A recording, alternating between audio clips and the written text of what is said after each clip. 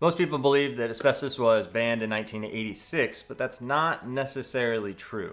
In 1991, the asbestos industry sued the EPA to overturn the ban that was enacted in 1989. Hey guys, my name is Sean Moise, and I actually used to own a water damage company, and since I sold it, I've created the testing agency, and now I feel it's my job to help water damage companies in any way I can, providing tools and helpful information so that you can streamline your success. In this video, I'm going to go over the truth about the asbestos ban and clarify what happened and in which years. Make sure you stick around because at the end of the video, I'm going to include a link to a free PDF with a printable flyer that you can give to your customers, employees, and adjusters to clarify the asbestos ban.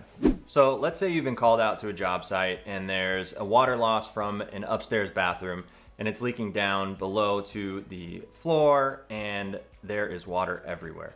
The house was built in 1988, so you've heard that asbestos was banned in 1986 or 87, or maybe it's 89, and you don't want to test if it's not necessary, but then you also don't want to get sued or have any fines happen, so knowing when asbestos was banned is super important. Before we go into the timeline, why don't I explain a little bit more about asbestos and what it is and the most common uses.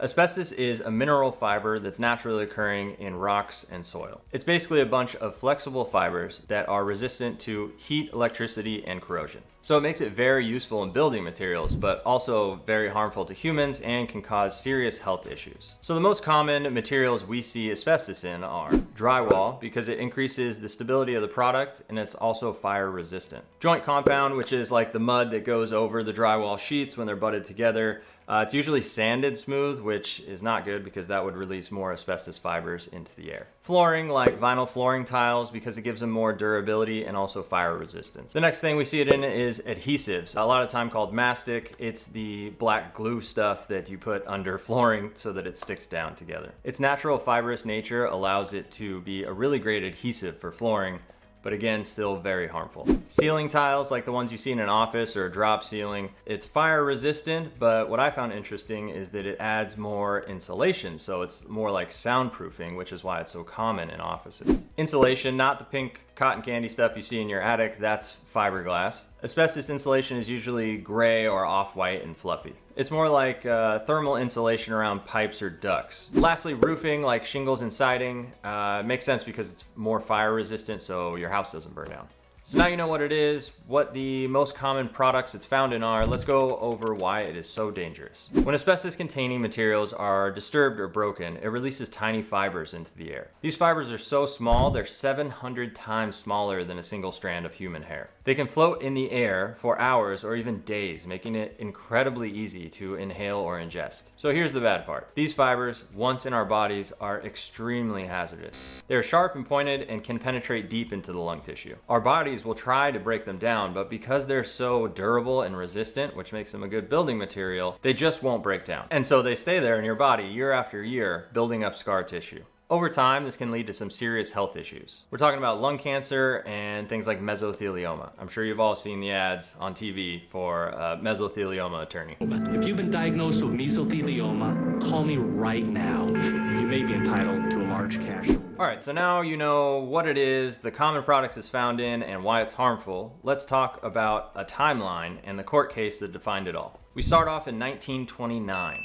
Which was the first asbestos-related lawsuit. John Mansfield was the largest manufacturer and distributor of asbestos in the United States. The workers claimed that the company was responsible for their lung ailments, which came from their exposure to asbestos. So it was settled out of court, and the details were kept quiet for many years. The next important date or dates is from 1955 to 1960, when asbestos was linked via multiple studies to cancer and mesothelioma. Next date is 1969. Federal contracts over $10,000 implemented a workplace standard. Next date is 1970 and 1971. OSHA created the first federal guidelines. 1973, the first NESHAP rule. It eliminates spray application of fireproofing. So moving forward is really where it gets interesting. So we'll start with 1986. So in 1986, a HERA was passed. This act requires schools to inspect and manage for asbestos. AHERO also accredits inspectors of asbestos and demolition experts. So 1986 doesn't really mean anything in terms of asbestos regulations, except if you're working in schools. In 1987, the EPA issues AHERO regulations and announcements for the Asbestos Worker Protection Rule, applying OSHA standards to state employees,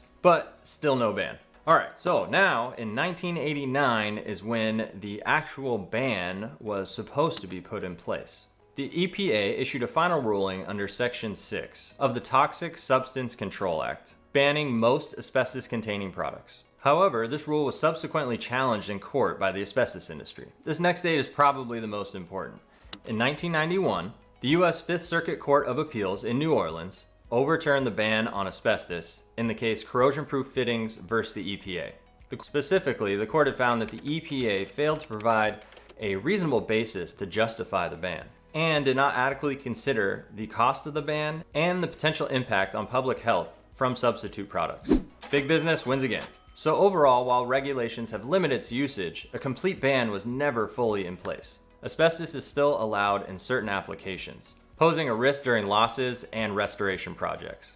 Most manufacturers have voluntarily started removing asbestos from their products due to the growing awareness of health risks, but it still can be found in common products today. I hate to be the bearer of bad news here, but if you fail to test for asbestos, not only do you expose yourself to serious health issues to your employees, yourself, and homeowners, but you also open yourself up to serious legal consequences as well. By testing for asbestos prior to any demolition, water damage companies can identify and take any necessary precautions to protect their workers and anybody who might come in contact with it during the restoration process. Please keep in mind that every state has their own governing board, and I'm specifically talking about the federal regulations and rules here, so I'll be providing more information on individual states in another video later. For now, if you'd like a copy of the timeline and the free printable PDF that you can provide to homeowners, adjusters, and your employees, please visit our website at www.thetestingagency.com/resources. Thanks for watching the video. I hope you found it informative and helpful, and I will see you on the next one.